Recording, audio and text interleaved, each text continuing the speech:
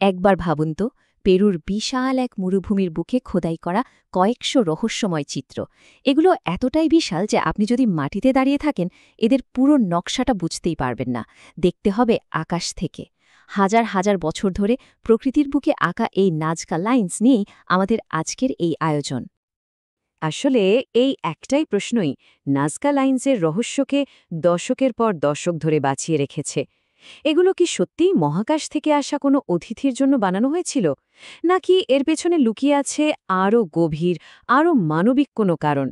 চলুন এই রহস্যের গভীরে ঢোকা যাক। তো সবার আগে আমাদের বোঝা দরকার যে এই লাইনগুলো আসলে কি, আর এদের ব্যাপ্তিটা ঠিক কতটা অবিশ্বাস্য। এদের বিশালতার প্রাচীনত্বই কিন্তু এদেরকে পৃথিবীর অন্যতম সেরা অমীমাংসিত রহস্যে পরিণত করেছে। আজ থেকে প্রায় ২,০০০ বছর আগে, মানে ভাবা যায়, নাজকা সভ্যতার মানুষেরা মরুভূমির ওপরের লালচে পাথরগুলোকে শুধু হাত দিয়ে সরিয়ে নিচের ফ্যাকাশে রঙের মাটি বের করে এই অবিশ্বাস্য চিত্রগুলো তৈরি করেছিল। আর মরুভূমির চরম শুষ্ক আবহাওয়ার কারণে সেগুলো আজও প্রায় অবিকৃত অবস্থায় টিকে আছে। আচ্ছা, টেকনিক্যালি বলতে গেলে এই ধরনের বিশাল চিত্রকে বলা হয় জিওগ্লিফ। আর নাজকা লাইন্স হল পৃথিবীর সবচেয়ে বিখ্যাত জিওগ্লিফের একটা বিশাল সংগ্রহ, যেখানে মাকড়সা, হামিংবার্ড, বানরের মতো জীবজন্তুর পাশাপাশি রয়েছে নিখুঁত জ্যামিতিক নকশা আর অসংখ্য সরল রেখা। হ্যাঁ, শুধু জীবজন্তুর ছবিই নয়, নাজকা মরুভূমিতে ৮০০রও বেশি নিখুঁত সরল রেখা পাওয়া গেছে, যার কয়েকটা তো মাইলের পর মাইল দীর্ঘ। ভাবুন তো একবার, কি বিশাল এক কর্মযজ্ঞ চালানো হয়েছিল। কিন্তু আসল প্রশ্ন হলো, কেন?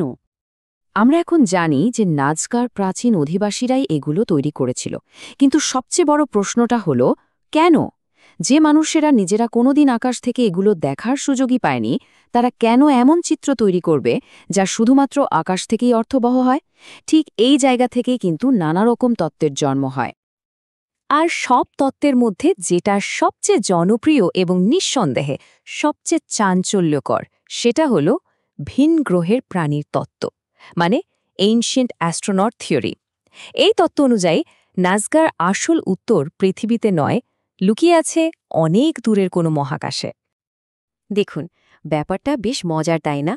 একদিকে মানুষের তৈরি এক জটিল ধাঁধা, যার কোনো সহজ সরল সমাধান নেই, আর অন্যদিকে ভিন গ্রহের তত্ত্বটা যেন সব কঠিন প্রশ্নের উত্তর এক নিমিষেই দিয়ে দিচ্ছে।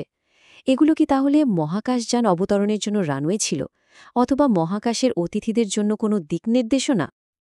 এই যে প্রশ্নটা, এটাই কিন্তু ভিন গ্রহ তত্ত্বের একেবারে কেন্দ্রবিন্দু। এই ধারণাটা আমাদের কল্পনাকে এমনভাবে নাড়া দেয়, কারণ এটা আমাদের সাধারণ ইতিহাসের গণ্ডি পেরিয়ে আরও অনেক বেশি রোমাঞ্চকর এক সম্ভাবনার দরজা খুলে দেয়। কিন্তু সবচেয়ে জনপ্রিয় বা সবচেয়ে নাটকীয় তত্ত্বটাই কি সবসময় সত্যি হয়? চলুন এবার একটু অন্যদিকে নজর ফেরানো যাক। কারণ বিজ্ঞানীরা যখন এই রহস্যের গভীরে গেলেন, তখন আরও অনেক বেশি বিশ্বাসযোগ্য এবং বলা ভালো পার্থিব সম্ভাবনা সামনে আসতে শুরু করল। কি হবে যদি নাজকা লাইন্সের রহস্যের সমাধান মহাকাশে না খুঁজে নাজকা সংস্কৃতির বিশ্বাস, তাদের বিভিন্ন রিচুয়াল আর জীবনযাত্রার মধ্যেই খোঁজা হয়?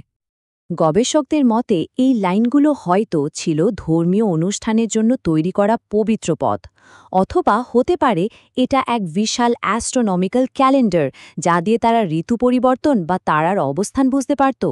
এমনকি এমন তত্ত্ব আছে যে এগুলো ছিল ভূগর্ভস্থ জলের উৎস খুঁজে বের করার এক জটিল মানচিত্র। সম্ভাবনা কিন্তু অনেক।